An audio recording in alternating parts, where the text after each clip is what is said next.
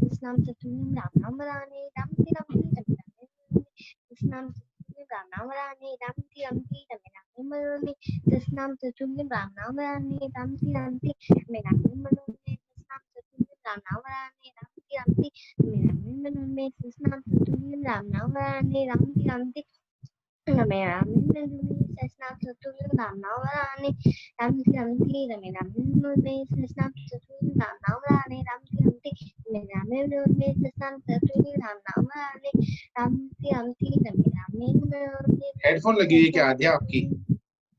आवाज क्लियर नहीं है। राम रामेति रामेति रमे रामे मनोरमे सहस्रनाम तत्तुल्यं राम नाम वरानने राम रामेति रामेति रमे रामे मनोरमे सहस्रनाम तत्तुल्यं राम नाम वरानने राम रामेति रामेति रमे रामे मनोरमे सहस्रनाम तत्तुल्यं राम नाम वरानने राम रामेति रामेति रमे रामे मनोरमे सहस्रनाम तत्तुल्यं राम नाम वरानने राम रामेति रामेति रमे रामे मनोरमे सहस्रनाम तत्तुल्यं राम नाम वरानने रामति रामति रमे रामे मनोरमे सहस्रनाम तत्तुल्यं राम नाम वरानने राम रामेति रामेति रमे रामे मनोरमे सहस्रनाम तत्तुल्यं राम नाम वरानने राम रामेति रामेति रमे रामे मनोरमे सहस्रनाम तत्तुल्यं राम नाम वरानने राम रामेति रामेति रमे रामे मनोरमे सहस्रनाम तत्तुल्यं राम नाम वरानने राम रामेति रामेति रमे रामे मनोरमे सहस्रनाम तत्तुल्यं राम नाम वरानने राम रामेति रामेति रमे रामे मनोरमे सहस्रनाम तत्तुल्यं राम नाम वरानने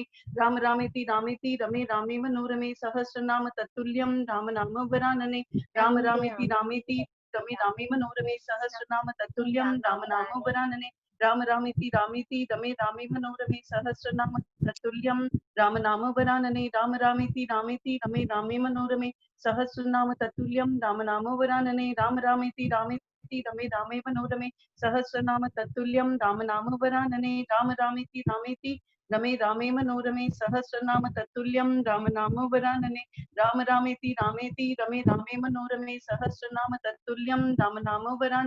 राम रामेति रामेति रमे रामे रमे रामे मनोरमे सहस्रनाम तत्तुल्यं राम नाम वरानने राम रमेति रामेति रमे रामे मनोरमे सहस्रनाम तत्तुल्यं राम नाम वरानने राम रमेति रामेति रमे रामे मनोरमे सहस्रनाम तत्तुल्यं राम नाम वरानने राम रमेति रामेति रमे रामे मनोरमे सहस्रनाम तत्तुल्यं राम नाम वरानने राम रमेति रामेति रमे रामे मनोरमे सहस्रनाम तत्तुल्यं राम नाम वरानने राम रमेति रामेति रमे रामे मनोरमे सहस्रनाम तत्तुल्यं राम नाम वरानने राम रमेति रामेति रमे रामे मनोरमे सहस्रनाम तत्तुल्यं राम नाम वरानने राम रमेति रामेति रमे रामे मनोरमे सहस्रनाम तत्तुल्यं राम नाम वरानने राम रमेति रामेति रमे रामे मनोरमे सहस्रनाम तत्तुल्यं राम नाम वरानने राम रमेति रामेति रमे रामे मनोरमे सहस्रनाम तत्तुल्यं राम नाम वरानने राम रमेति रामेति रामेति रमे रामे मनोरमे सहस्रनाम तत्तुल्यं राम नाम वरानने राम रमेति रामेति रमे रामे मनोरमे सहस्रनाम तत्तुल्यं राम नाम वरानने राम रमेति रामेति रमे रामे मनोरमे सहस्रनाम तत्तुल्यं राम नाम वरानने राम रमेति रामेति रमे रामे मनोरमे सहस्रनाम तत्तुल्यं राम वरानने राम रमेति रामेति रमे रामे मनोरमे सहस्रनाम तत्तुल्यं राम नाम वरानने राम रमेति रामेति रमे रामे मनोरमे सहस्रनाम तत्तुल्यं राम नाम वरानने राम रमेति रामेति रमे रामे मनोरमे सहस्रनाम तत्तुल्यं राम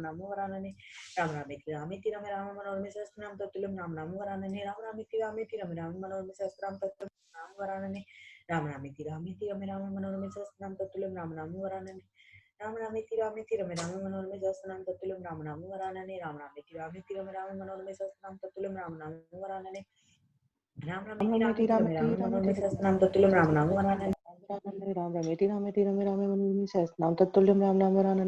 राम रमेति रामेति रमे रामे मनोरमे सहस्रनाम तत्तुल्यं राम नाम वरानने राम रमेति रामेति रमे रामे मनोरमे सहस्रनाम तत्तुल्यं राम नाम वरानने राम रमेति रामेति रमे रामे मनोरमे सहस्रनाम तत्तुल्यं राम नाम वरानने राम रमेति रामेति रमे रामे मनोरमे सहस्रनाम तत्तुल्यं राम नाम वरानने राम रमेति रामेति रमे रामे मनोरमे सहस्रनाम तत्तुल्यं राम नाम वरानने राम रमेति रामेति रमे रामे मनोरमे सहस्रनाम तत्तुल्यं राम नाम वरानने राम रमेति रामेति रमे रामे मनोरमे सहस्रनाम तत्तुल्यं राम नाम वरानने राम रमेति रामेति रमे रामे मनोरमे सहस्रनाम तत्तुल्यं राम नाम वरानने राम रमेति रामेति रमे रामे मनोरमे सहस्रनाम तत्तुल्यं राम नाम वरानने राम रमेति रामेति रमे रामे मनोरमे सहस्रनाम तत्तुल्यं राम नाम वरानने राम रमेति रामेति रमे रामे मनोरमे सहस्रनाम तत्तुल्यं राम नाम वरानने राम रमेति रामेति रमे रामे मनोरमे सहस्रनाम तत्तुल्यं राम नाम वरानने राम रमेति रामेति रमे रामे मनोरमे सहस्रनाम तत्तुल्यं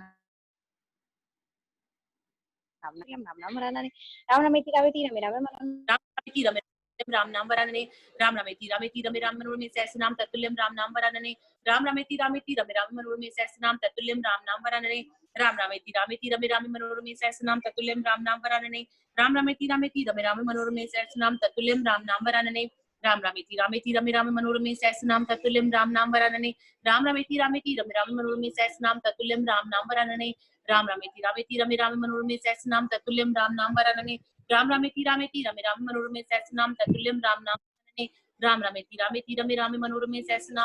राम नाम वरानने राम रामेति रामेति रमे राम मनोरमे सहस्रनाम तत्तुल्यम राम नाम वरानने राम रामेति रामेति रमे राम मनोरमे सहस्रनाम तत्तुल्यम राम नाम वरानने राम रामेति रामेति रमे राम मनोरमे सहस्रनाम तत्तुल्यम राम नाम वरानने राम रामेति रामेति रमे राम मनोरमे सहस्रनाम तत्तुल्यम राम नाम वरानने राम रामेति रामेति रमे राम मनोरमे सहस्रनाम तत्तुल्यम राम नाम वरानने राम रामेति रामेति रमे राम मनोरमे सहस्रनाम तत्तुल्यम राम नाम वरानने राम रामेति रामेति रमे राम मनोरमे सहस्रनाम तत्तुल्यम राम नाम वरानने राम रामेति रामेति रमे राम मनोरमे सहस्रनाम तत्तुल्यम राम नाम वरानने राम रामेति रामेति रमे राम मनोरमे सहस्रनाम तत्तुल्यम राम नाम वरानने राम रामेति रामेति रमे राम मनोरमे सहस्रनाम तत्तुल्यम राम नाम वरानने राम रामेति रामेति रमे राम मनोरमे सहस्रनाम तत्तुल्यम राम नाम वरानने राम रामेति रामेति रमे राम मनोरमे सहस्रनाम तत्तुल्यम राम नाम वरानने राम रामेति रामेति रमे राम मनोरमे सहस्रनाम तत्तुल्यम राम नाम वरानने राम रामेति रामेति रमे राम मनोरमे सहस्रनाम तत्तुल्यम राम नाम वरानने राम रामेति रामेति रमे राम मनोरमे सहस्रनाम तत्तुल्यम राम नाम वरानने राम रामेति रामेति रमे राम मनोरमे सहस्रनाम तत्तुल्यम राम नाम वरानने राम रामेति रामेति रमे राम मनोरमे सहस्रनाम तत्तुल्यम राम नाम वरानने राम रामेति रामेति रमे राम मनोरमे सहस्रनाम तत्तुल्यम राम नाम वरानने राम रामेति रामेति रमे राम मनोरमे सहस्रनाम तत्तुल्यम राम नाम वरानने राम रामेति रामेति रमे रामे मनोरमे सहस्रनाम तत्तुल्यम राम नाम वरानने हरे कृष्णा कृष्ण कृष्ण हरे हरे हरे राम राम राम हरे हरे हरे कृष्ण प्रभु जी हरे कृष्ण एवरीवन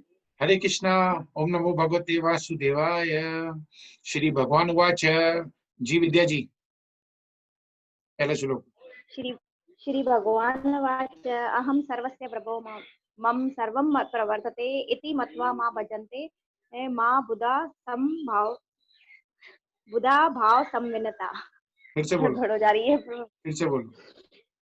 अहम सर्वस्य प्रभो मतः सर्वं प्रवर्तते इति मत्वा भजन्ते मा बुधा भाव संविनता। हो गया ना हरे सही? कृष्णा। एक बार और बोलो।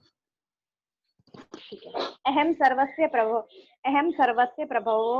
मतः सर्वं प्रवर्तते इति मत्वा भजन्ते मा बुधा भाव संविनता। एक बार फिर से बोलो। अहम सर्वस्य प्रभो मतः सर्वं प्रवर्तते इति मत्वा भजन्ते मा बुधा भाव संविनता। पता है क्यों गड़बड़ हो रही है? पता है क्यों गड़बड़ हो रही है? क्योंकि आप श्लोक बोलने से पहले बोलो श्री भगवान वाच तो सही आएगा। ओके बोलो, ऐसा बोलो। श्री भगवान वाच अहम सर्वस्य प्रभो मतः सर्वं प्रवर्तते इति मत्वा भजन्ते मा बुधा भाव समविनता। हरे कृष्णा। समन्विता। ओके समन्विता। सेकंड श्लोक इसको भजन भी आता है बहुत अच्छा। तो भजन गवा दें फिर आपका नंबर कट जाएगा। नहीं हाँ भले विद्या को आता है भजन भी। नहीं देंगे जी। आबा जी सेकंड श्लोक। धीरे जी पहला वाला याद हो गया, वो विद्या माता जी ने छीन लिया। अच्छा फिर से बताओ पहला वाला। अच्छा अहं सर्वस्य प्रभो बुधा भाव समन्विता।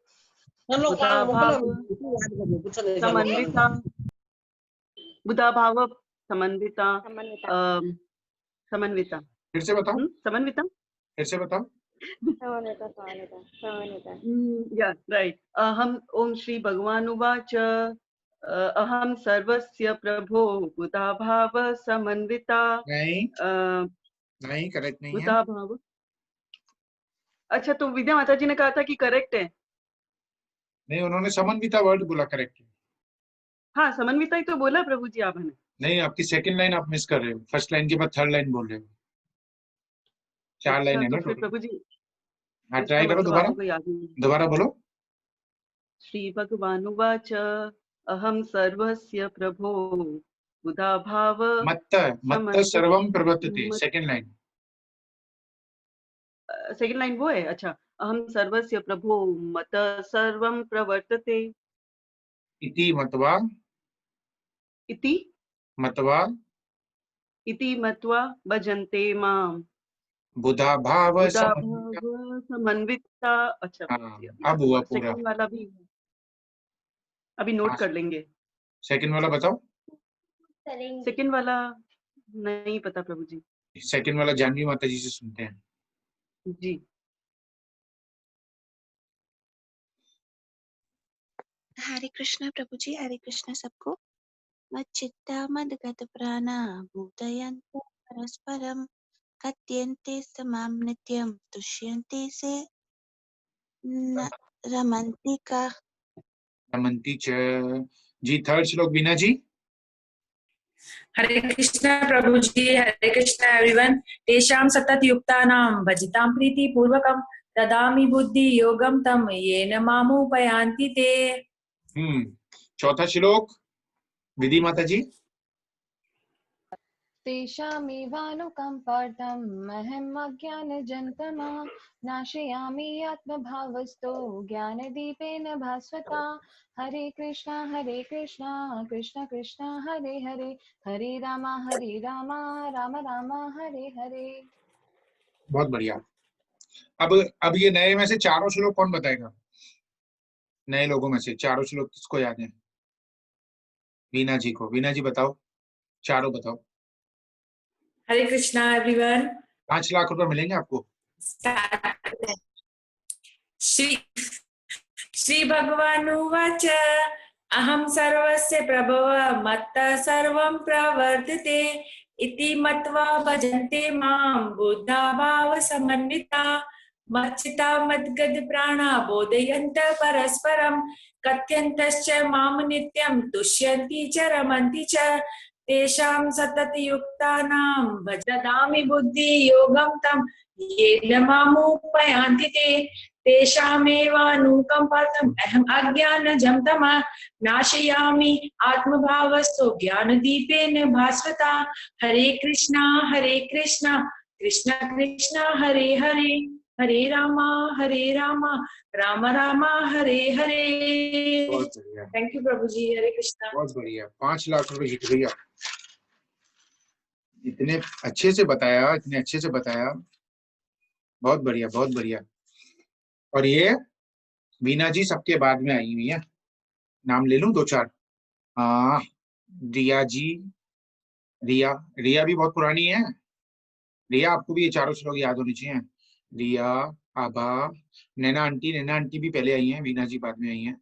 नैना आंटी को भी याद नहीं है। हरीश अंकल और रेखा और कौन है? ये लोग देख लो भैया, आपको भी याद होने चाहिए। 4 श्लोक पढ़ने का मतलब है पूरी भगवत गीता का। कौन से अध्याय का कौन सा श्लोक है ये? लो, यही नहीं पता तो कहाँ से याद करोगी?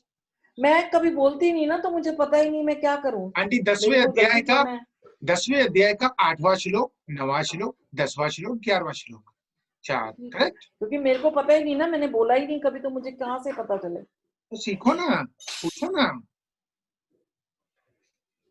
ओके, कोई बात नहीं। हमको भेजो ना फिर। गुरुजी बस मैं बैठ जाती हूँ, इतना ही बहुत है। आपको भेज तभी देंगे। तो सीखेंगे हम, देखेंगे तभी तो सीखेंगे। अरे साल भी भैया, लग जाएगा ना, तब भी नहीं सीख सकते। आज तो नानी सुबह सुबह सुखदेव मुनि बन गई थी। सुबह सुबह बहुत बढ़िया पाठ किया नानी ने आज। आबा जी, आप नहीं आई थी, आपको याद कर रही थी नानी बहुत सुबह। और सुबह थैंक यू। आबा पता नहीं कमी कमी महसूस हो रही थी। आबा ने आज तक जिंदगी में 1 घंटे में एक ही चैप्टर पढ़ा होगा। नानी के लिए नानी के लिए आबा नहीं थी ना, तो मन नहीं लग रहा था। मन नहीं लग रहा था, देखा। और नानी ने 1 घंटे के अंदर में 10 मिनट के अंदर में 3 चैप्टर पढ़ लिए, पता है। 4। और हम लोग 1 घंटे में 1 चैप्टर पढ़ते हैं। तो नानी तो बड़ी सुखदेव मुनि हो गई आज है। सुखदेव मुनि की भी पापा हो गई आज। नानी 3 चैप्टर पढ़ लिए, पता है। नहीं, वो छोटे छोटे से अध्याय, इनका बड़ा चैप्टर है भागवत का, ऐसा नहीं बोलो। अरे वाह, एक तो तारीफ कर रहे हैं, ऊपर से वो भी बर्दाश्त नहीं हो रही। नहीं, जो सच है सच है। पाठ तो पाठ है ना, उसमें क्या है, छोटा हो बड़ा हो उसमें क्या है, पाठ तो। प्रभु जी, ये प्रथु महाराज है, पहले स्तुति नहीं करे, पहले कुछ करना ही भी। अच्छा। बहुत सही में बोलते हो ना, सारा नहीं सुनो। क्या अंकल? सत्संग में बोलते हैं ना, सारा नहीं सुनो। सारा नहीं सुनो, हाँ सही बात है। अभी तो बेचारी सारा भी फंस गई। खैर आगे चलते हैं। ओम नमो भगवते वासुदेवाय। ओम नमो भगवते वासुदेवाय। तो आज का जो श्लोक है हमारा 8वें अध्याय का 11वां श्लोक हो गया था लास्ट टाइम। आज है 12वां श्लोक। 12वां श्लोक भगवत गीता है रीना जी आपके पास? भगवत गीता है हाथ में? नहीं है? ओके, किसके पास है भगवत गीता भैया? पढ़ो 12वां श्लोक 8वें अध्याय का। चलो इन दोनों का हाथ ऊपर आया है। एक एक आप पढ़ो आबा जी, फिर एक वीना जी आप पढ़ो। 12वां आप जी पढ़ो। जी, आबा जी पढ़े 12वां। हाँ ओके प्रभु जी। हरे कृष्णा। सर्वद्वाराणि संयम्य मनोहृदि निरुध्य च मूर्ध्या मूर्धन्या मूर्धन्या एक सेकंड मूर्धन्याध्यात्मना प्राणम अस्थितो योगधारणाम। मूर्धन्या इसकी नीचे की ब्लैक वापस लाइन एक पढ़ो। समस्त इंद्रिय क्रियाओं से विरक्ति को योग की स्थिति यानी कि योग धारणा कहा जाता है। समस्त इंद्रिय क्रियाओं से विरक्ति को योग की स्थिति यानी कि योग धारणा कहा जाता है। इंद्रियों के समस्त द्वारों को बंद करके तथा मन को हृदय में और प्राण वायु को सिर पर केंद्रित करके मनुष्य अपने को योग में स्थापित करता है। बहुत बढ़िया, बहुत बढ़िया। ओम नमो भगवते वासुदेवाय। ऐसे क्या करना चाहिए हम लोगों को? सबको भगवत गीता लेके बैठनी चाहिए और ऐसा एक श्लोक इन्होंने पढ़ा ना, उसी श्लोक को दूसरे को पढ़ना चाहिए, फिर तीसरे को। तो इस बहाने हम लोगों को श्लोक भी कंठस्थ होगा, है ना। सर्वद्वाराणि संयम्य मन हृदय निरुध्य च मूर्धनि आधाय आत्मना प्राणम अस्थित योग धारणाम। ऐसे करके 2-3 लोग पढ़ेंगे तो याद हो जाएगा। तो अब इस श्लोक में क्या बता रहे हैं? सब इंद्रियों के द्वारा, सब इंद्रियों के द्वारों, सर्व द्वाराणी लिखा है ना, सब इंद्रियों के द्वारों को रोक कर अर्थात इंद्रियों को विषयों से हटाकर तथा मन को हृदय में स्थित करके और अपने प्राण को मस्तिष्क में स्थापन करके योग धारणा में स्थित होना। यस, होना। मस्तक में प्राण के स्थित होना। फिर बात आई इंद्रियों के द्वारों को रोके। ठीक है, तो इंद्रियों को विषयों से हटाएं। पहले विषयों से इंद्रियों को परे करना पड़ेगा। पहले विषयों से इंद्रियों को परे करना पड़ेगा, फिर इंद्रियों के द्वारों को बंद करना पड़ेगा। ओके, फिर मन को हृदय में स्थापित करना पड़ेगा, फिर प्राण को मस्तक में स्थापित करना पड़ेगा। करेक्ट? समझ में आया? नहीं आया? आया? जिसको आया हाथ दिखाओ। नहीं आया तो फिर थोड़ा सा रिकैप देते हैं। आया? ओके। इंद्रियों के द्वारों को रोकें, इंद्रियों को विषयों से हटाएं। इसमें जो टॉपिक है सर्व द्वाराणी संयम, शरीर के समस्त द्वारों को वश में करके। तो इसमें कैसा है कि सारे जितने भी समस्त इंद्रियों के जो द्वार हैं अर्थात उनको विषयों से हटाना है ना। इसमें लिखा है वश में करना है, उनको विषयों से हटा के फिर मन को हृदय में स्थित करना है।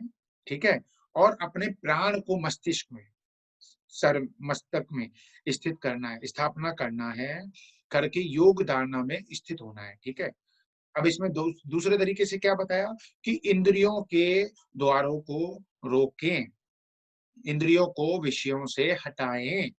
पहले विषयों से इंद्रियों को परे करना है। ठीक है, जो इंद्रियां हैं हमारी उससे पहले विषय को दूर करना है। विषय को दूर करेंगे, फिर इंद्रियों के द्वारों को बंद करेंगे। इंद्रियों के जो द्वार हैं सारे दरवाजों को बंद करेंगे, फिर मन को हृदय में स्थापित करेंगे। जो मन है उसको हृदय में स्थापित करेंगे, फिर प्राण को मस्तक में स्थापित किया जाएगा। ठीक है, इसके बाद 13वां श्लोक। खैर ये जो श्लोक है ये उनके लिए है जो लोग प्राणायाम योग वगैरह करते हैं, जो बहुत अच्छी अवस्था में हैं। ये उनके लिए है कि किस तरीके से हमें करना है, किस तरीके से रोकना है। तो अगला श्लोक लेते हैं तो क्लियर हो जाएगा। जी वीना जी।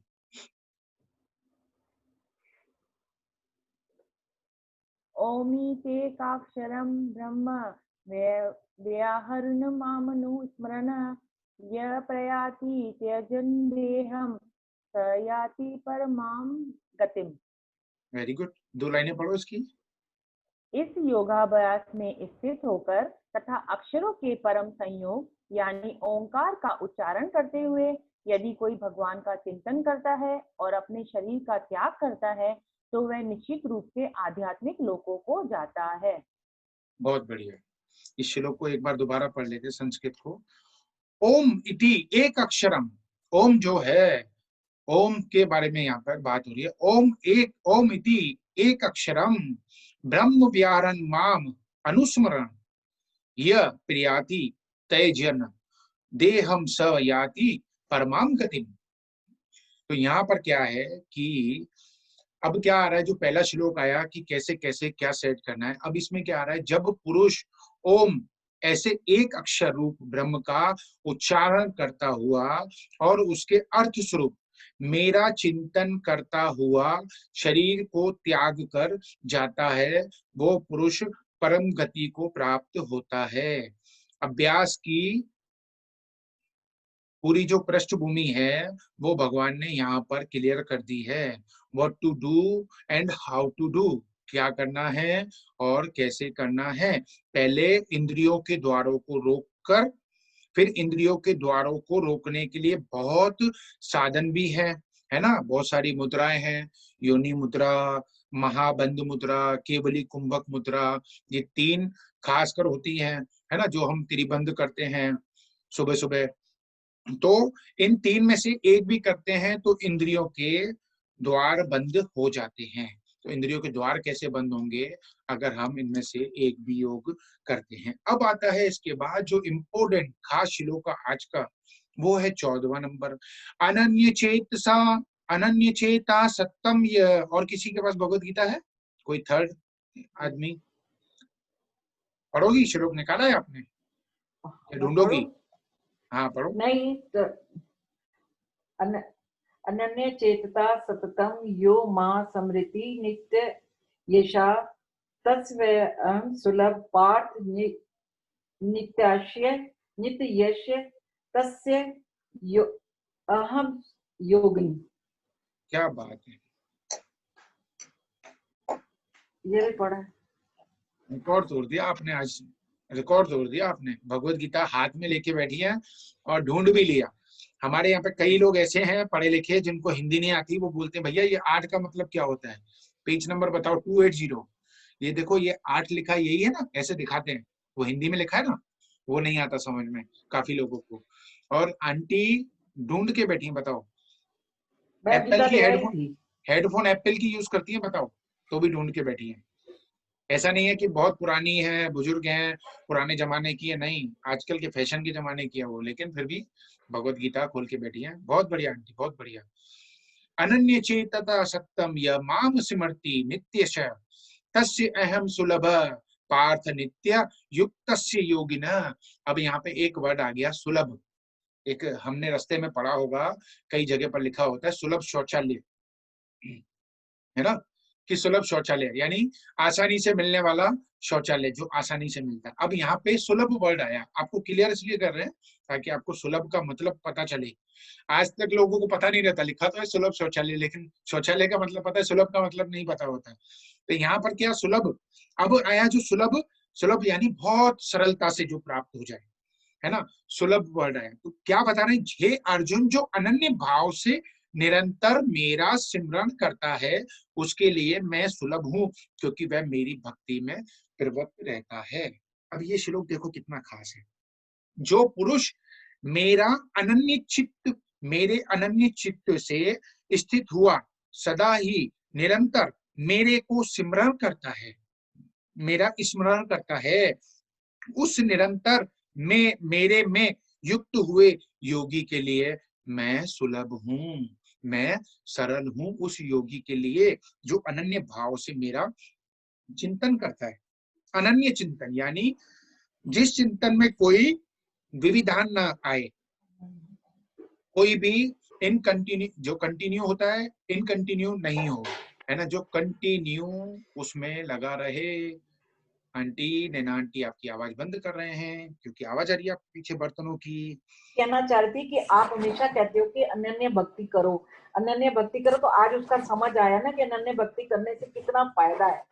हाँ, ये कहना चाह रही। लेकिन अभी फीडबैक का टाइम नहीं आया ना, फीडबैक का टाइम बाद में आएगा, तो फिर बाद में दे देना, ठीक है, बता देना, आराम से लिखती जाओ पॉइंट, फिर सवाल भी पूछेंगे, है ना। ओके, तो अब यहाँ पर क्या है, अनन्य भाव। अनन्य भाव क्या होता है, काफी लोगों को ये गलतफहमी रहती है, काफी लोग कहते हैं कि अरे भक्ति करके तो मीरा को भी भगवान मिल गए सरलता से, भक्ति करके तो मीरा को भगवान मिल गए सरलता से, तो हमें क्यों नहीं मिलेंगे। हम भी ऐसे है ना, जैसे कहते हैं ना, काफी लोगों का ये मत होता है कि ये तो प्रेम की बात है, दो बंदगी अपने बस की नहीं है। तो ये किसके लिए भाव है, ये भाव है सिर्फ गोपियों के लिए, क्योंकि गोपियों का जो प्रेम है भगवान से वो अनन्य प्रेम है। वो अनन्य प्रेम क्या होता है, अनन्य प्रेम क्या होता है। अच्छा, कोई आप में से ऐसा है जो भगवान को अनन्य प्रेम करता है, ईमानदारी से हाथ ऊपर करना, पता चले। नैना आंटी, रहने दो, आप तो अनन्य अबू धाबी वालों को भी नहीं करती हो, भगवान को कहाँ करोगी। मोनिका हाथ ऊपर कर रही है, रीना माता जी हाथ ऊपर कर रही है। चलो थोड़ा सा बताओ फिर, कैसे अनन्य प्रेम करती है भगवान को। कहते तो हैं जब भगवान करे हमसे प्यार। आप रीना माता जी हो, आपने हाथ तो ऊपर किया नहीं। हम तो कुछ नहीं करते। एक से प्रेम, मतलब सबसे नहीं, अन्य के अलावा एक से प्रेम खाली, तो वैसा प्रेम तुम कृष्णा से करने लगे, बिल्कुल अब करते ही हैं, क्योंकि बिल्कुल 100% उनके ऊपर विश्वास है, कुछ भी होता है उनके ऊपर छोड़ देते हैं। जैसे विद्या माता जी हमेशा एग्जांपल देते हैं, तो वैसे ही हमें भी अपनी पर्सनल लाइफ में ऐसा ही है कि जो भी कृष्णा के ऊपर छोड़ते हैं, सब कुछ छोड़ देते हैं एक्चुअली, तो वो बिल्कुल परफेक्टली हो रहा है और वो करते हैं। तो वो एक श्रद्धा जो भाव आ गया है, तो उसे ही हम मतलब अनन्य भाव कह सकते हैं, अनन्य प्रेम कह सकते हैं, क्योंकि अभी कोई दूसरा रास्ता ही नहीं दिखता है। ऐसा लगता है कि he is only the one supreme personality जो हमें साथ देगा और हमें हाथ देगा और जो हमें मोक्ष की प्राप्ति देगा। तो मतलब अटैचमेंट बहुत ज्यादा हो रहा है, क्योंकि बताए ना, हर पल हर क्षण कहीं ना कहीं वो ही दिख रहे हैं, वही दिख रहे हैं। जैसे आपको कल अभी एग्जाम्पल दिया हमने, आपने शायद सुना नहीं, मतलब अभी 2-4 दिन से क्या हो रहा है अर्पिता के साथ कि जैसे पूजा करने बैठती है तो ऐसे लगता है कि एंट्रेंस से वो लंबे से कोई चौड़े से पुरुष आ रहे हैं, जैसा सुना था भगवान भाई, जी का ऐसा क्यों कह रही हो, सुना नहीं, ऐसा क्यों कह रही हो। कपड़ा और मतलब ऐसा फीलिंग आ रहा है, तो ऐसा मतलब बार बार लग रहा है कि वो विष्णु भगवान है, बहुत लंबे से बहुत चौड़े से, पर शक्ल नहीं दिख रही है उनकी, सिर्फ धोती तक ऊपर तक जाता है, सीने तक, उसके अलावा शक्ल नहीं दिखती है बस। तो मतलब ऐसा इसलिए फील हुआ कि अनन्य भक्त हो गए हैं, इसलिए शायद भगवान के दर्शन हो रहे हैं बार बार, इसलिए। हरे कृष्णा। Very good. और कोई है अनन्य भक्ति यहाँ पर, तो हाथ ऊपर कर सकता है। आबा, क्या बात, ठीक है। प्रभु जी, आवा को ये कहना है कि वो अनन्य भक्त है कि नहीं है, वो तो बताना बहुत मुश्किल है, वो हम क्योंकि बताएंगे ना, संसार में जब बैठे, हम बताएंगे ना कौन है जी कौन नहीं है, हम बताएंगे कौन है जी, कौन नहीं है।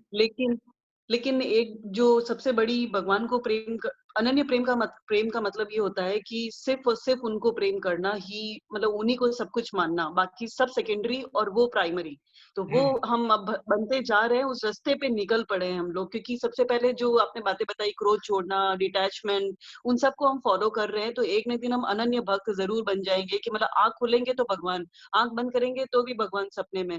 माला जपते जपते सोने लग गए हैं, ये अनन्य भक्ति हमारी जागृत हो रही है, तो हम उस रास्ते पे हैं, पर अनन्य भक्त बने नहीं है और हमें बनना है। ओके, वेरी ये गुड, आप बताना चाहते। बहुत हरे बढ़िया। कृष्ण। विधि क्या कह रही है, विधि का हाथ ऊपर था। विधि ये कहना चाहती गुरुजी, यस अनन्य भक्त समझने पता नहीं, वो तो भगवान जाने है कि नहीं है, बस इतना पता है कि जो विश्वास है कि जो करेंगे अच्छा करेंगे। कई बार ऐसा लगता है कि यार ये कैसे हो गया, ये हम हमारे साथ कैसे हो गया, हम तो इतनी भक्ति करते हैं, लेकिन उसमें भी कोई ना कोई अच्छाई छुपी रहती है। तो बस यही विश्वास है, तो यही कहना चाहती हूँ। बहुत बढ़िया, ठीक है, आते हैं इस टॉपिक पे, हम बताते हैं अभी आप तीनों में से कौन अनन्य भक्त है कौन नहीं है, उस पे आते हैं बाद में, पहले एक कथा बताते हैं। ठीक है, एक इंसान के पास बहुत धन संपत्ति थी, बहुत बड़ी हवेली थी, बहुत सारे नौकर चाकर थे। ठीक है, फिर भी उस इंसान के मन में शांति नहीं थी। वह अमीर आदमी एक साधु के पास गया और साधु को कहता है, प्रणाम प्रणाम करता है और कहता है, महाराज मेरे पास पैसे की कोई कमी नहीं है, पर मेरा मन बहुत अशांत रहता है। आप कुछ ऐसा उपाय बताएं कि मेरी सारी अशांति दूर हो जाए। साधु ने सेठ से पूछा कि क्या तुम सचमुच में शांति पाना चाहते हो, सही में शांति पाना चाहते हो? तो मैं जो भी कहूंगा वो तुमको चुपचाप मानना पड़ेगा, तो बताओ मंजूर है? तो सेठ ने फौरन तुरंत हाँ कर दिया, हाँ भाई शांति के लिए तो सब करेंगे, अगर शांति नहीं रहेगी तो कैसे जिएंगे।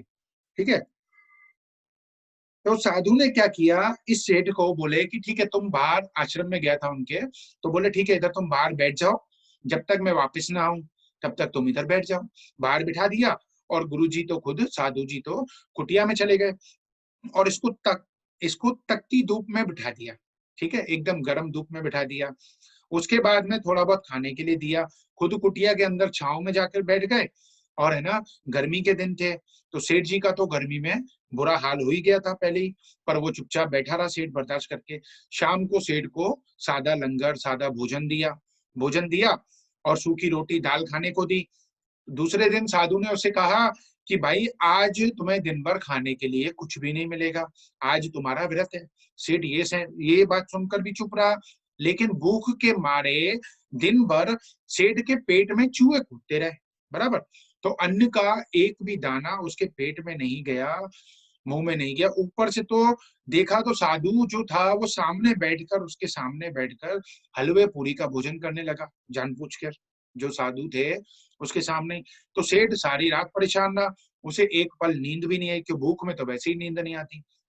ठीक है, वह सोचता रहा कि ये साधु तो बड़ा स्वार्थी है, ये मुझे क्या शांति देगा, मैं तो यहाँ आके और ज्यादा अशांत हो गया हूँ।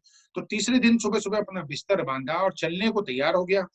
तो तब साधु महाराज ने आवाज दी कि अरे सेठ, क्या हुआ, कहाँ जा रहा है, किधर जा रहे हो? सेठ ने कहा, मैं यहाँ आया तो बड़ी आशा लेकर था आपके पास, पर मुझे यहाँ पर कुछ मिला नहीं, उल्टा मुझे ऐसी मुसीबतें उठानी पड़ी जो मैंने जीवन में आज तक नहीं उठाई।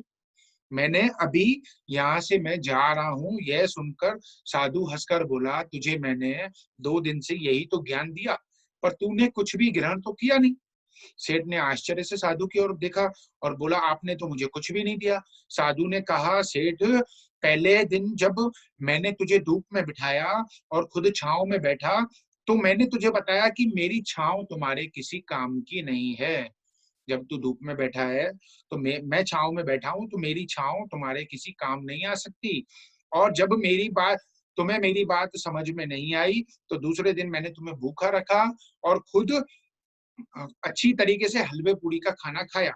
तो मैंने तुझे वहां भी समझाया कि तुझे मेरे पकवान खा लेने से, जो मैंने खाए उसको खा लेने से तुम्हारा पेट नहीं भर सकता। तो सेठ याद रखो, मेरी साधना से तुम्हें कुछ नहीं मिलेगा।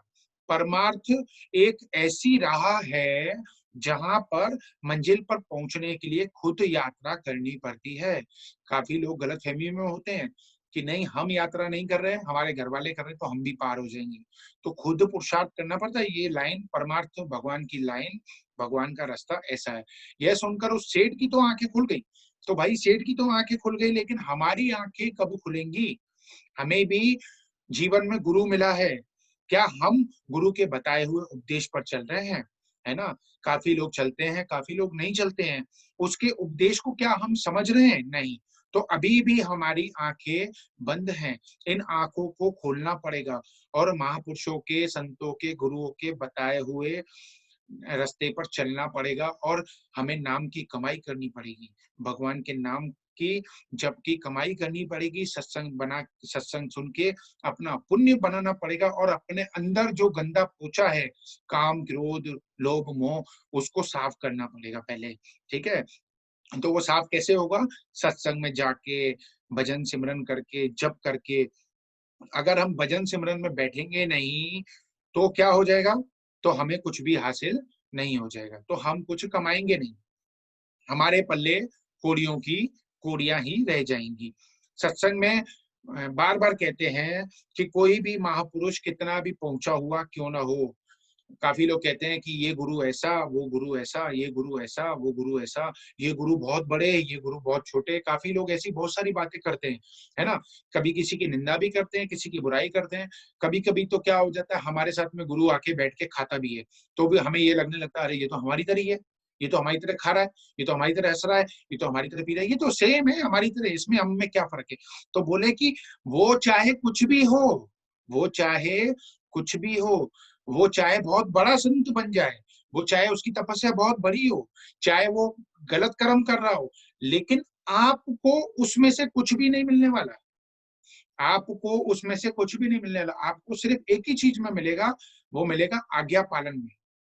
आपको सिर्फ मिलेगा आज्ञा पालन में। हमें, हमारे लिए इम्पोर्टेंट क्या है? हमारे लिए इम्पोर्टेंट है आज्ञा पालन। अपने जीवन का, हमारे जीवन के कुछ नियम होने चाहिए कि भाई हमें, वो कहते हैं ना, कौन बार बार कई लोग पूछ रहे थे, यहाँ पर भी पूछ रहे थे, गुरुर ब्रह्मा गुरुर विष्णु गुरुर्देवो महेश्वरा गुरुर साक्षात परब्रह्म तस्मै श्री गुरुवे नमः। ध्यान मूलम गुरु मूर्ति। कोई पूछ रहा था इसका मतलब क्या होता है? ध्यान मूलम गुरु मूर्ति, पूजा मूलम गुरु पदम, मंत्र मूलम गुरु वाक्य, मोक्ष मूलम गुरु कृपा। ध्यान मूलम गुरु मूर्ति। ध्यान जब भी करना है तो गुरु की मूर्ति में ध्यान करना है। ध्यान मूलम गुरु मूर्ति, पूजा मूलम गुरु पदम, गुरु के चरणों की पूजा करनी है। ध्यान मूलम गुरु पदम, मंत्र मूलम गुरु वाक्यम। गुरु के मुंह से कुछ निकला तो उसे मंत्र समझ के पकड़ लेना चाहिए कि ये हमारा उद्धार करेगा। और जो करता है विश्वास के साथ, उसका काम हो जाता है, उसका काम हो जाता है। अभी परसों तरसों की बात है, देखो किसी की श्रद्धा होती है हर एक की। परसों तरसों किसी लड़की का मैसेज आया, बोले मम्मी की है ना तबीयत थोड़ी ठीक नहीं है, थोड़ा सा प्रे करो उनके लिए। तो जैसे ही प्रे करी, उसने भी करी, हमने भी करी, तो रिजल्ट मिला 2 घंटे के अंदर में ही। और मामला सीरियस था, लेकिन 2 घंटे के अंदर में एकदम नॉर्मल। हैरानी की बात, अब वो बीमारी पता नहीं कौन सी थी, वो कमल को नाम याद नहीं है, लेकिन बोले वो बीमारी है। और है ना, बोले कि दूसरे डॉक्टर से पूछा, फैमिली डॉक्टर से, वो बोला ये जो बीमारी है इतने परसेंटेज है, इसमें तो आदमी पागलों की तरह नाचने लग जाता है। तो फिर उसका चेकअप किया, दोबारा से किया, तो वो नॉर्मल हो गई। तो क्यों हो गई? गुरुर मंत्र मूलम गुरु वाक्यम, मंत्र मूलम गुरु वाक्यम, मोक्ष मूलम गुरु कृपा। गुरु की कृपा के बिना मोक्ष हो ही नहीं सकता। और लोग क्या करते हैं आजकल, सिर्फ ऐसा नहीं कि हम अपने सत्संग की बात करें, आजकल जहां भी लोग जाते हैं अपने गुरुओं से, जहां दीक्षा लेते हैं, नामदान लेते हैं, वहीं पर कुछ ना कुछ, कहीं खाने को नहीं मिला, कहीं प्रसाद कम मिल गया, तो वहीं पर कमियां निकाल के आ जाते हैं कि यार अरे गुरुजी ने तो मुझे देखा ही नहीं, मुझे देखा ही नहीं। ऐसे भी करते हैं काफी लोग। कहीं भीड़ होती है, अरे मुझसे तो बात ही नहीं करी, मैंने तो लिफाफा भी दिया था 5,000 रुपए का, मुझसे बात ही नहीं करी, मुझे तो टाइम ही नहीं दिया। ऐसा भी करते हैं काफी लोग। तो क्या करते हैं? मोक्ष मूलम गुरु कृपा, गुरु की कृपा होगी तो ही हमारा मोक्ष होगा। तो हमें ये चीज सोचनी है कि हम, वो गुरु हमारा कितना पहुंचा हुआ है, कितना नहीं पहुंचा हुआ है, वो हमें फायदा नहीं देगा। हमें फायदा परमार्थ रास्ते पर चलने पर हमें खुद को पुरुषार्थ करना पड़ेगा, तभी हमें फायदा मिलेगा। जैसे सुबह 9 बजे से जो लोग उठ रहे हैं, जैसे जज साहब नहीं उठे आज, जज साहब सुबह नहीं उठ पाए, कल रात को तो उठे थे, लेकिन आज सुबह नहीं उठ पाए, कल रात को तो आए थे। तो ये क्या होगा, हमें खुद पुरुषार्थ करना पड़ेगा। अब एक लड़की है यहाँ पे बैठी हुई है, रात को सिर्फ 2 घंटे सोई है, नहीं एक नहीं 2 लड़कियां हैं, रात को नहीं एक ही है, ये तो 2 घंटे भी नहीं सोती रेखा। तो एक लड़की रात को सिर्फ 2 घंटे सोई है, तो 2 घंटे सोई, लेकिन उसने पुरुषार्थ किया कि नहीं नहीं, दिमाग है ना, अपना अपना माइंड है ना कि यार फ्राइडे है, चल कोई बात नहीं, आज कम सोती हूँ। अब कमल भी तो ऐसे ही किया ना, रात को 12 साढ़े 12 सोए, पूरा सत्संग की तैयारी करना, फिर यही सोचा कि चलो सुबह उठ जाते हैं भाई, फिर सुबह 10 बजे का सत्संग करके फिर सो जाएंगे, क्या दिक्कत है? ऑप्शन तो है ना, दो ऑप्शन है। तो जज साहब भी ऐसा सोचते तो जज साहब सुबह मिस नहीं करते, आ जाते। विधि आ गई थी सुबह, पर ये है ना, विधि आजकल कैमरा बंद रखने लग गई दूसरों को देख के, तो वैसे चालू रखती है। तो फिर क्या होता है, इसलिए हमें पुरुषार्थ खुद करना पड़ेगा। और जिन लोगों का कैमरा चालू है वो लोग परफेक्ट, उनका ध्यान इधर ही है कि क्या चल रहा है इस समय, टॉपिक क्या चल रहा है। जिनका कैमरा बंद है उनके ऊपर डाउट है। देख लो, एक नीता जी को छोड़ दो, नीता जी की तबीयत ठीक नहीं है, नानी को छोड़ दो, नानी का कैमरा तो हम खुद ही बंद कर देते हैं, क्योंकि नानी का कैमरा चालू होता है तो आवाज भी चालू हो जाती है। इन दोनों को छोड़ दो। बाकी ये रिया है, रिया ठीक है, रिया भी अभी कंटिन्यू हुई है। और ये विधि है, ये साथ में सुन रही हो? हाँ नहीं, आपकी तो हम तारीफ कर रहे हैं, इनकी तबीयत, आपकी तबीयत थोड़ी बुखार है, आप भले आराम करो, कोई दिक्कत नहीं। अब ये विधि है, बेचारी को भूख भी लगी है, तो नाश्ता भी बनाना है साथ में, है इसलिए। लेकिन हमें क्या करना है, हमारा फोकस, इसलिए सत्संग क्यों होता था, जो गेट टुगेदर होती थी घरों में, वो किस लिए होती थी, वो इसके लिए होती थी ताकि सब लोग आपस में बैठे सामने। और वो मोमेंट होता है, काफी सत्संगों में जाते हैं ना तो पहले बाहर मोबाइल जमा करवा लेते हैं, मोबाइल छीन लेते हैं या स्विच ऑफ करवा लेते हैं। क्यों करवाते हैं, इसलिए ताकि आप अंदर जाओ और आपका माइंड भटके नहीं। अच्छा देखो, काफी मंदिर ऐसे होते, काफी सत्संग ऐसे होते, कैमरा अलाउ नहीं होता ना, तो क्या करते, छुपा के कैमरा मोबाइल ले जाते ना, फिर कोशिश यही रहती है कि कैसे भी करके एक फोटो ले लें, एक फोटो क्लिक कर लें। वो गुरुजी आगे सामने, वो संगत बैठी, एक फोटो ले लूं, फोटो ले लूं, मम्मी को भेज दूं, पापा को भेज दूं, है कि मैं यहाँ पे बैठी हूँ। तो क्या होता है, कोई ना कोई हरकत करते रहते हैं। लेकिन जब मोबाइल भी अलाउ नहीं होता तो हरकत नहीं होती। इसलिए जब टाइम मिलता है तो उस टाइम के बीच में हमें कर लेना चाहिए, है ना। इसलिए कमल अपना कैमरा बंद नहीं करता, बहुत इमरजेंसी होती है, कुछ काम है, पानी पीना है, कुछ है, तो एक आध सेकंड के लिए बंद किया, नहीं तो कोशिश करके बंद नहीं होना चाहिए। और बंद होगा भी तो कोई दूसरी सेवा चालू ही होगी, है ना, घर की सेवा नहीं, भगवान की सेवा चालू होगी। ठीक है, तो खैर आगे आते हैं। जैसे ये रीना जी हैं, रीना जी भी बंद नहीं करती कैमरा, बहुत ज्यादा इमरजेंसी होती है तो ही ये बंद करती है, कहीं कुछ अर्जेंट बात करनी होती है, कभी हेमन आ जाता है बीच में परेशान करने, बात करने, तो ही करती है, नहीं तो नहीं करती। तो खैर अपने श्लोक पे आते हैं। ये तो था हमारा ये पुरुषार्थ के ऊपर। ये कौन है, आभा है कि आध्या है, दोनों सेम सेम लग रही है। अरे बाप रे, देख रहे हो चेहरा, ये आभा है कि आध्या है, अरे बाप रे, चश्मा सेम सेम है पूरी, ओ ये है आध्या, ओके ओके, रहने दो उसको। खैर, तो अब आ रहे हैं हम हमारे भाव का अनन्य भाव वाली बात, जो श्लोक है अनन्य भाव। तो अनन्य भाव किसको बोलते हैं, अनन्य भक्ति किसको बोलते हैं, इसको जानना बहुत जरूरी है। तो जागृत, स्वप्न और सुषुप्ति, तीन अवस्थाएं होती है हमारे शरीर की। एक होती है जागृत, एक होती है स्वप्न, एक होती है सुषुप्ति। इन तीन अवस्थाओं में जिसका चिंतन अनन्य चले, जिसका चिंतन तीनों अवस्थाओं में अनन्य चले, तो इस श्लोक में लिखा है तस्या अहम सुलभ, उसको मैं सुलभ हूं, उसको मैं सहज हूं। सबको मैं सहज नहीं हूं। जिसको तीनों परिस्थितियों में, दिन में तीन परिस्थितियां होती हैं आपकी, जागृत, स्वप्न और सुषुप्ति, उन तीनों परिस्थितियों में अगर आपका भाव अनन्य है, अनन्य आपके आपके माइंड में कृष्ण कृष्ण चल रहा है, तो ही आपकी अनन्य भक्ति मानी जाएगी। और उसी को ही भगवान कह रहे हैं कि उसी को मैं सुलभ हूं। काफी लोग ऐसा करते हैं, सुबह में उठते हैं, थोड़ी देर बैठते हैं और बैठ के थोड़ी देर सिमरन किया, भगवान का नाम लिया, फिर दिन भर भूल गए, दिन भर लगे रहे निंदाओं में, बुराइयों में, इधर उधर, पैसे में, कमाने में, इधर इसकी बुराई में, उसकी बुराई में। या काफी लोग क्या करते हैं, सुबह सुबह उठते हैं, थोड़ा सिमरन करते हैं, फिर भूल जाते हैं दिन के काम में। भूलने के बाद में फिर क्या करते हैं, फिर शाम को थोड़ी देर याद आती है, फिर थोड़ी देर शाम को बैठते हैं भक्ति करने, थोड़ी माला कर लेंगे, है ना। फिर उसके बाद में फिर भूल जाते हैं, फिर रात को नींद आते आते तो सब कुछ भूल जाते हैं और नींद में सो जाते हैं। तो ऐसे करके अपना पूरा टाइम वो निकाल देते हैं, तो ये अनन्य भक्ति नहीं हुई। तो क्या हुआ, तो इसे हम अनन्य चिंतन, अनन्य भक्ति नहीं कह सकते। उठते बैठते जागते सोते निरंतर चिंतन चले, उसको अनन्य चिंतन कहते हैं, है ना। एक होता है याद करते हो और एक होता है याद रहती है। एक होता है आप याद करते हो और दूसरा होता है आपको याद रहती है, बनी रहती है। एक है कि मतलब आप प्रयत्न करते हो, आप प्रयत्न करते हो किसी को याद करना है। और कभी लोग, काफी लोगों का तो नाम भी हम भूल जाते हैं, है ना। वो जो मिले थे वो पार्टी में मिले थे, वो हाँ वो रेड ड्रेस साड़ी पहनी थी, वो जानती है तो उसका नाम क्या था, मैं भूल गई। वैसे है तो वो अपनी मौसी की लड़की, पर उसका नाम क्या था, वो रेड साड़ी में आई थी उस दिन। ऐसा करके हम लोग क्या करते हैं, काफी लोगों का तो नाम भी भूल जाते हैं, है ना।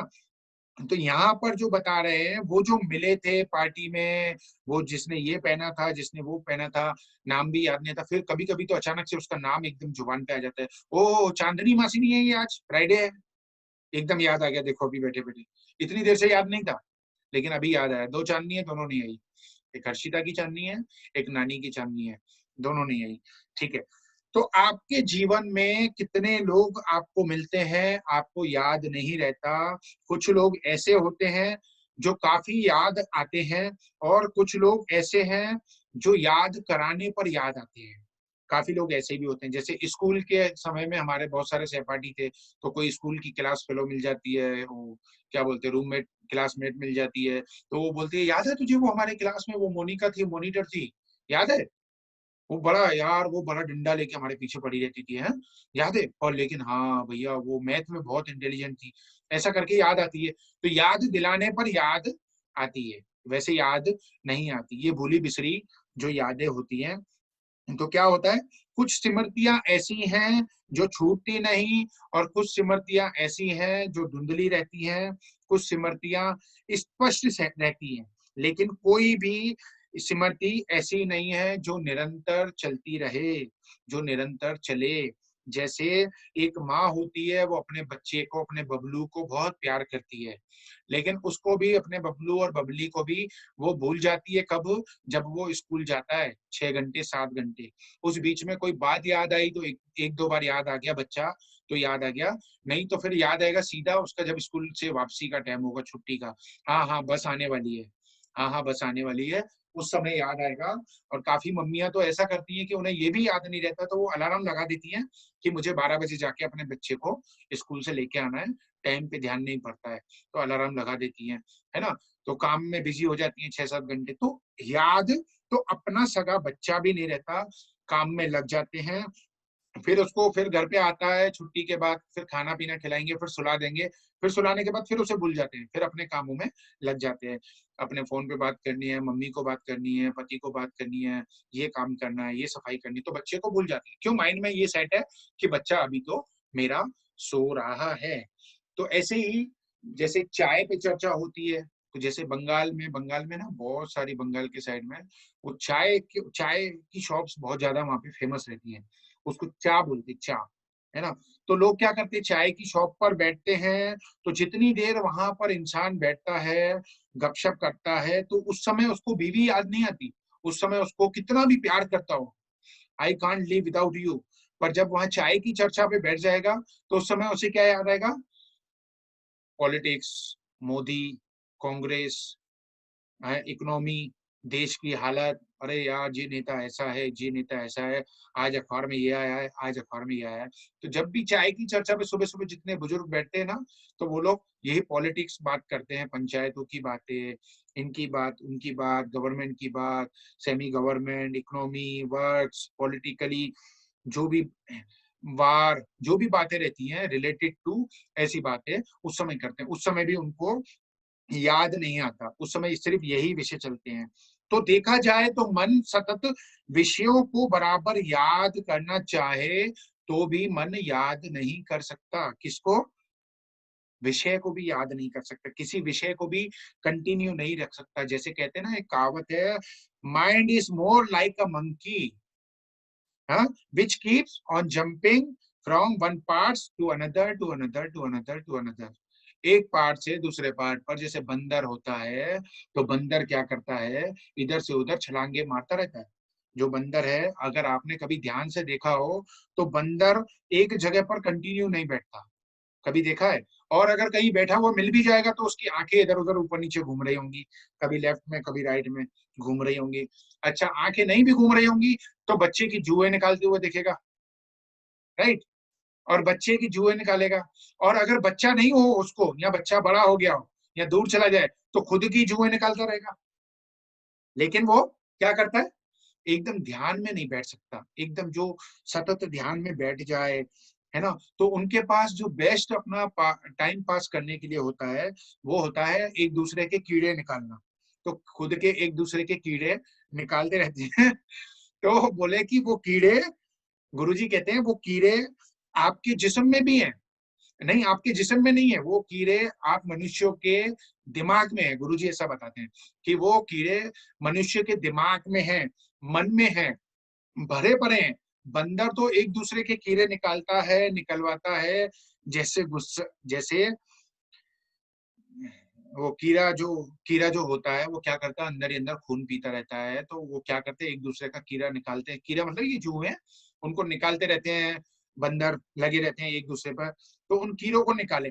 तो हमारे अंदर जो कीड़ा होता है वो कीड़ा होता है मान का, गुस्से का। तो हमें लगता है कि ये हम कोई हमें मिले जो हमारा ये कीड़ा निकाले, कोई हमें दो बात बोले तो हम उसके ऊपर पूरा गुस्सा निकालें। कौन हमसे कमजोर होता है उसके ऊपर पूरा गुस्सा निकालते हैं, और वो हमसे कुछ बात करता है हम उस पर टूट पड़ते हैं। और दूसरा होता है मान का, कौन हमारी वाहवाही करे, अरे वाह वाह माता जी वाह, क्या बात है, क्या क्लास करी आपने, वाह वाह माता जी वाह। तो कोई हमारा हमें मान दे, कोई हमें बोले अरे वाह वाह क्या बात है गीतू, क्या भजन गाती है तुम, वाकई मानना पड़ेगा। गीतू का नाम इसलिए ले रहे हैं क्योंकि गीतू है नहीं, गीतू नहीं है, नीतू है यहाँ पर, है। तो वाह वाह, नहीं हाँ गीतू है, गीतू है, ऊपर ऊपर बैठी है, अरे बाप रे है।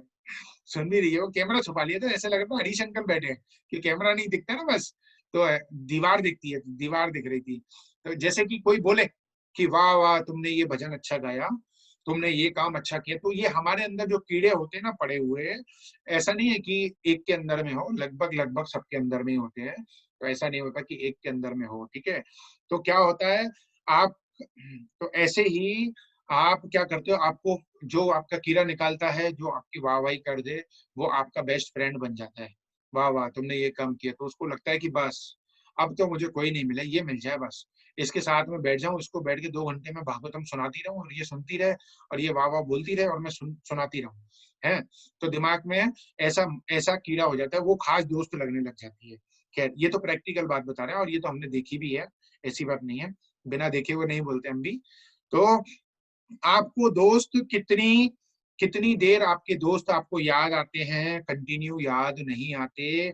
आपके शत्रु जो आपके दुश्मन है, जैसे कोई ना कोई हमारे जीवन में कोई ना कोई ऐसा भी रहता है जो हमारा शत्रु रहता है, जो हमारी दुश्मन रहती है, जिससे हमारा 36 का आंकड़ा होता है, 36 का नहीं तो 33 का होगा, 33 का नहीं तो 32 का होगा, पर होता है कहीं ना कहीं, है ना। जैसे कल भी किसी का फोन आया, बोले बोले कि मेरे ऑफिस में एक बंदा ऐसा है जिससे मेरा अभी 36 होने लग गया है।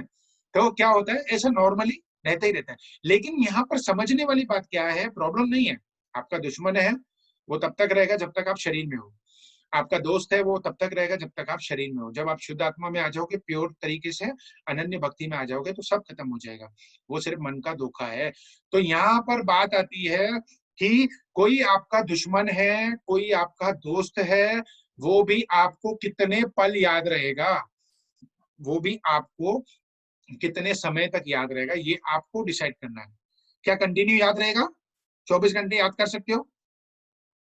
24 घंटे हम अपने बच्चे को याद कर सकते हैं? नहीं। 24 घंटे दुश्मन को याद कर सकते हैं? नहीं। 24 घंटे दोस्त को याद कर सकते हैं? नहीं।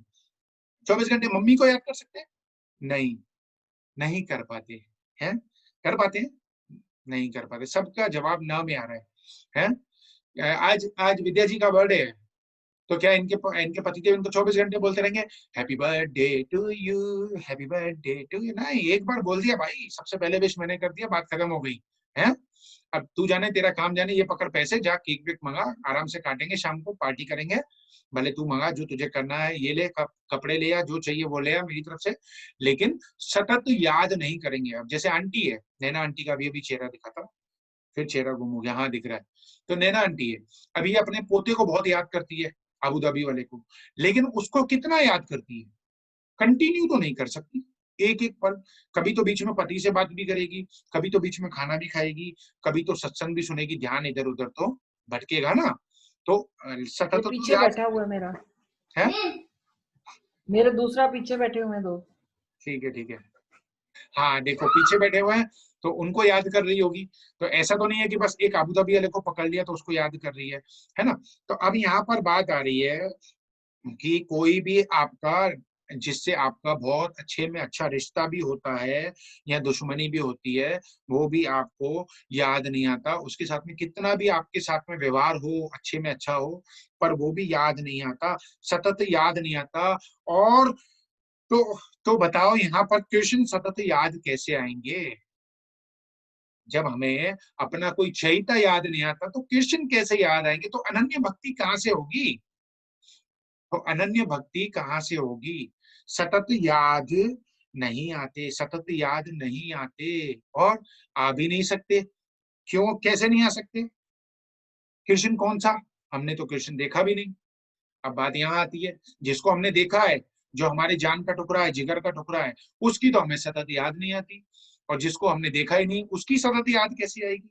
तो भगवान यहाँ पर कह रहे हैं श्लोक में, वो कृष्ण कौन सा खुद बता रहे हैं कि अव्यक्तम, चेतसर, अविनाशी, अनंत, ऐसे स्वरूप को जो अनन्य रूप से याद करता है, मैं उसको सुलभ हूं, है ना। और अगर उसको याद नहीं होगा तो किसको याद होगा? जो भगवान को अव्यक्तम, चेतस, अनन्य रूप से और अविनाशी रूप से और अनंत रूप से मानता है, हर समय उनका चिंतन करता है, तो भगवान उसको सुलभ नहीं होंगे तो किसको सुलभ होंगे? ये दोनों बातें आपस में जुड़ी हुई हैं, कनेक्टेड हैं दोनों बातें, ठीक है। तो यहाँ पर अब क्या आता है, जो अनन्य चिंतन करता है मैं उसे सुलभ हूं। तो यहाँ पर इसे दूसरे तरीके से अगर लें, दूसरे तरीके से अगर लेते हैं इसको, तो जिसे मतलब भगवान कह रहे हैं मैं उसे उपलब्ध हूं जो मुझे अनन्य भाव से बसता है। तो जिसे उपलब्ध है कृष्ण, वही अनन्य चिंतन कर सकता है। यहाँ बात ये भी आती है, भगवान कह रहे हैं कि जो मेरा चिंतन अनन्य करता है, कंटिन्यू करता है, निरंतर करता है, मैं उसको सुलभ हूँ, मैं उसको उपलब्ध हूँ। तो भगवान उपलब्ध हो ही उसको सकते हैं जिसको अनन्य चिंतन बना रहेगा भगवान का, ठीक है। तो यहाँ पर जो कृष्ण को जानता नहीं, वो कृष्ण का सिमरन कैसे करेगा? जिसे आप जानते हो, पहचानते हो, उसी को याद कर सकते हो, वरना कैसे करोगे? अब आपको कहें, एग्जाम्पल के लिए ले लो, आपको कहें कि आप नैना आंटी की मम्मी को याद करो, तो याद कर सकते हो? नहीं कर सकते हो। बताओ, अगर आपको किसी को कहें आप नैना आंटी की मम्मी को याद करो, तो आप कर सकते हो? आपने तो देखा ही नहीं उनको, तो याद कैसे करोगे? नहीं आएगा याद। अच्छा, आपको बोला जाए चलो किसी का नाम लो, आद्या को याद करो, तो आद्या का फेस सबके माइंड में आ जाएगा, आद्या को सबने देखा है। लेकिन अगर बोला जाए आभा की मम्मी को याद करो, तो कैसे याद करोगे? आपने तो देखा ही नहीं है आभा की मम्मी को, आभा के अलावा नहीं देखा है, तो नहीं कर सकते। तो कृष्ण को तो देखा ही नहीं, तो अब कृष्ण का सतत सिमरन कैसे बना रहे? ये बात बहुत बड़ी होती है ना। हमको दिखते हैं, हमको कैसे दिखते हैं, किस रूप में दिखते हैं, वो एक अलग बात है। तो हमें, हमारे लिए असंभव हो जाता है कि किसी की माँ को याद करना भी, जिसको हमने कभी देखा ही नहीं। तो ये देखा जाए तो कृष्ण को, ब्रह्म को कौन याद करेगा? जो जानता है, और जानेगा कैसे? जानेगा कैसे? अब आता है पिछला श्लोक वापस, अभ्यास योग युक्तेन, जो अभ्यास के द्वारा, जो योग का अभ्यास करता है, जो युक्ति पूर्वक योग का अभ्यास करते करते अपने मन को विश्रांति में ले जाएगा, उस विश्रांत अवस्था में तत्व ज्ञान का चमत्कार प्रकट करेगा, उस ब्रह्म के ज्ञान को वही आदमी इसका सिमरन कर सकता है। तो गुरुजी कहते हैं कि मेरी दृष्टि में तो ये किसी साधक की नहीं, ये सिद्धि तो, ये तो किसी सिद्ध की मनोस्थिति हो गई कि वो इतना करे, अभ्यास करे, अभ्यास करने के बाद में उसको लेके जाए, अपने मन को एकाग्र करे, और तत्व ज्ञान का चमत्कार हो और प्रकट होगा। जैसे कहते हैं ना ईश्वर प्राप्ति होती है, जिसको ईश्वर प्राप्ति होती है, तो वो ईश्वर प्राप्ति कैसे होती है वो अगले इसी श्लोक में जानेंगे, लेकिन अगले हफ्ते में जानेंगे, ठीक है। तो आप अपने आप को कभी भूलते नहीं हो। अभी आप अपने आप को देह मानते हो, समझो आपका नाम है नीता, एग्जाम्पल के लिए, या आपका कुछ भी नाम है, नीता, गीता, हाँ नीतू है ना, आपका नाम है नीता। तो हम कहें कि नीता तो पता है, जग रही है तो भी पता है, क्योंकि शरीर में है ना, देह को तो हम नीता ही मानते हैं, हम बोलते मेरा नाम नीता। तो सुषुप्ति नींद में भी हो, तो नींद में भी याद आता है ये मेरा पति, ये मेरा भाई, कई उनके सपने आ जाते हैं, वो आ जाते हैं। उसके अलावा भी अगर आप सो रहे हो तो आपको कोई आवाज दे नीतू, एकदम से आपकी आंख खुल जाती है। तो क्यों खुल जाती है? क्योंकि आप उसी शरीर में अटके हो। कुछ देर नींद का पर्दा लगा तो थोड़ा टूट जाता है उस समय, तो थोड़ा ध्यान इधर उधर चला जाता है, पर नींद में भी सपने आते हैं, उसमें भी आवाज दो, नाम लो, तो आप तुरंत खड़े हो जाते हो। तो आपकी स्मृतियां जो हैं उनको आप भूलते नहीं हो। ये जो आपको नाम मिला है आपके शरीर को, इसका आपको इतना रट्टा पड़ गया, इतना रट्टा पड़ गया कि आप उसे भूलते नहीं हो। अब कृष्ण आपको मिले, लेकिन कृष्ण कैसे मिले? तो कृष्ण को जानना है। तो कृष्ण कैसे मिलेंगे? कृष्ण मिलेंगे योग अभ्यास युक्तेन। जब आप अभ्यास करोगे योग का, जैसे बताया था ईडा, पिंगला और बाह्य कुंभक, अंतरीय कुंभक, ये सारे योग आप करोगे, अपने प्राणों को स्थित करोगे। जो पिछला श्लोक जो बता रहा है यहाँ पर, जहां से हमने शुरुआत करी थी, वापस वहां पे आते हैं। सब इंद्रियों के द्वारों को रोककर, अर्थात इंद्रियों को विषयों से हटाकर तथा मन को हृदय में स्थित करके और अपने प्राण को, अपना जो प्राण है उसको मस्तिष्क में स्थापना करे, योग धारणा से स्थापित करे। तो वो कैसे करेगा? वो होगा योग युक्तेन अभ्यास, अभ्यास करेगा तो अभ्यास से होगा, है ना। लेकिन अब यहाँ पे बताएंगे कि कृष्ण को, आखिर कृष्ण हम करेंगे और कृष्ण हमारे भीतर ही है। कृष्ण कहीं और नहीं है। कृष्ण आपके लिए आसमान में नहीं बैठा हुआ है। ऐसा नहीं कि नहीं नहीं मैं इंतजार कर रहा हूँ, मैं देख रहा हूँ ऊपर से। वो टीवी में दिखाते हैं ना, भगवान लक्ष्मी के साथ में बैठे हो और देखते हैं ओ इसको ये दिक्कत आई है, और मुस्कुराते हैं और लक्ष्मी जी कहती हैं क्या प्रभु आप देख रहे हो, ये आपका भक्त है, भक्ति कर रहा है, फिर भी आप देख रहे हो उसको, ये परेशान है। तो प्रभु कहेंगे अरे मैं जानता हूँ प्रिय, मैं जानता हूँ, तू देखती जा, अभी इसकी परीक्षा बाकी है, इसकी थोड़ी परीक्षा बाकी चल रही है। तो ऐसे ऐसे वो टीवी में दिखाते हैं, सीरियल में। तो रियल में ऐसा नहीं, वो परम, वो कृष्ण जो है वो हमारे भीतर है। लेकिन वो हमारे भीतर कैसे है उसको जानना जरूरी है। उसको जानने के लिए हमें क्या करना पड़ेगा? उसको जानने के लिए हमें फिर अगले फ्राइडे को आना पड़ेगा। तो अगले फ्राइडे को हम जान पाएंगे कि वो कृष्ण हमारे भीतर में कैसे है। अहम ब्रह्मास्मि, ये शब्द आता है, अहम ब्रह्मास्मि। तो यहाँ पर बात आती है, तो ये पता चलेगा हमको, अगले हफ्ते में जानेंगे इस चीज को हम, ठीक है। तो अब एक छोटी सी कथा और आपको बताते हैं, फिर वहीं पर हम स्टॉप करते हैं। तो बहुत समय पहले की बात है, एक गुरुजी थे, उनका सत्संग था कहीं पर। तो सत्संग में वो अपने स्टेज, वीना जी कुछ कह रही हो? अच्छा ओके। तो क्या हुआ, सत्संग में जब वो अपने स्टेज पे जा रहे थे सत्संग के लिए, तो एक सेवादार खड़ा हुआ था। तो सेवादार खड़ा था, तो सेवादार को बुलाया और बोले जा स्टेशन पर, मेरा कोई गेस्ट आ रहा है, उसको लेके आ, है ना। तो गुरुजी तो जल्दी चले गए स्टेज पर। अरे अब तो सेवादारी ने तो पूछा ही नहीं, दिल्ली की बात है, कौन से स्टेज पे जाना है, कौन से स्टेशन पे जाना है, किधर जाना है। अब दिल्ली में तो बहुत सारे हैं स्टेशन, हद से ज्यादा है।